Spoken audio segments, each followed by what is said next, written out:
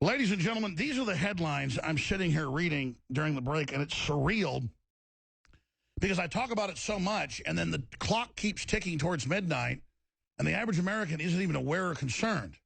Our military is, people that are informed are concerned, but here are the headlines. Reuters, Obama to weigh Syrian military options today on whether to start striking Syria, which Russia will say is an act of war. Russians warned nuclear war is imminent. This is mainstream newspapers I'm reading. Locate your nearest bunker. I mean, that's Reuters. These are real headlines I'm here reading to you. And remember 6 months ago, it was all funny when I was telling you this. This was in the Russian newspapers. And Russia, I guess, doesn't exist or something when I read out of the Moscow Times to the average trendy. But this is serious. And, Roger, there's like an insanity in the air, it seems like. I mean, you've got Podesta with emails about wet work. You've got all this other craziness going on. You've got this obsession with clowns and clown attacks. I mean, have we woken up in an insane asylum? Well, we're in wag the dog territory. This is war as a pretext for stealing this election. You're right. The American people seem to be completely oblivious that we're likely to go to war in a conflict in which I can't find any inherent interest of ours, nor can I find friends on either side. I mean, Assad is financing Hezbollah. He's backed up by the Russians. On the other side, you have ISIS, backed up by the Saudis. I think they proved on 9/11 that they're not friends of ours. We don't have any friends. This is really about it's about different sects of Islam. It's about Wahhabism, really. That we would spend a single dollar here or a single American life. It's astounding. How would you sum up, Roger Stone, the age and the world we live in right now? Dangerous. Because the globalists will do anything, including starting a world war, if that's what it takes to retain power.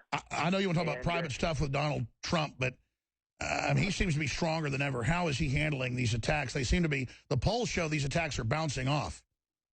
Well, and these accusers that the New York Times has put forward, claiming that Donald Trump shoved his tongue down their throat 30 years ago. Of course, they didn't report it then. They're just reporting it now, 2 weeks before election. It's already unraveling. One of these women has been tied back to the Clinton Library. Before that, the Clinton Foundation. This is a setup. This is a fraud, and perpetrated, I imagine, by David Brock, who went out and recruited these women. The other headline you'll see is that one of the women, Kathleen Willey, is speaking out against Clinton because Roger Stone paid her mortgage off. No, I didn't. I set up a GoFundMe account and helped raise money to keep her home out of foreclosure. Our listeners did that. We did it. I love how they act like everything we do is in secret. It's like, he once went on Howard Stern. It was a secret show. No, that's public. Or once Trump kissed a woman, all these great evils. Or the Clintons, had her mortgage pulled, so we helped her out. She was already a critic. She was already on NBC, decades ago exposing this. Exactly. Look, and I think I did give $100, and many, many, many other people, InfoWars listeners included, I think we raised around $40,000 to keep her house out of. I personally, if I remember correctly, told him to give a couple thousand, my accountant, because I give to charity all the time, and I'm sad for what happened to this woman. I interviewed her like 20 years ago. I mean, I know this woman.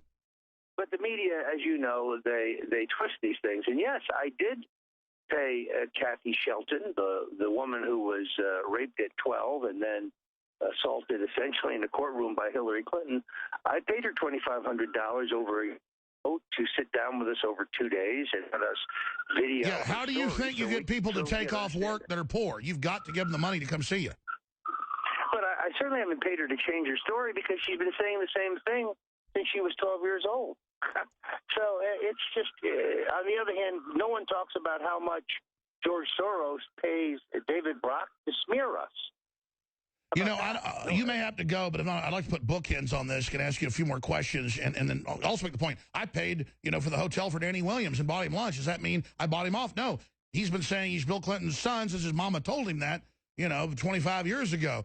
Roger Stone's our guest, StoneColdTruth.com. We're going to get into nuclear war after we finish up with Roger Stone. It's never been more imminent. I'm saying this so people get concerned and we can not have it happen. I got 3 kids.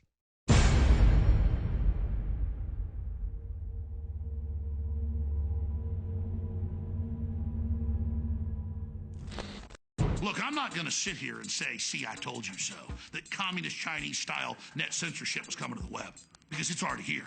It's being announced. The way you keep the internet open and free is you get involved more than ever. Go to Infowars.com/app. A new battleship in the fight. Infowars Live. Available right now. We're looking for a crew to man it. You going to sit down and play games and be a trendy? Or are you going to be part of history? Don't sit by and let the internet and free speech be stolen from you. Take action.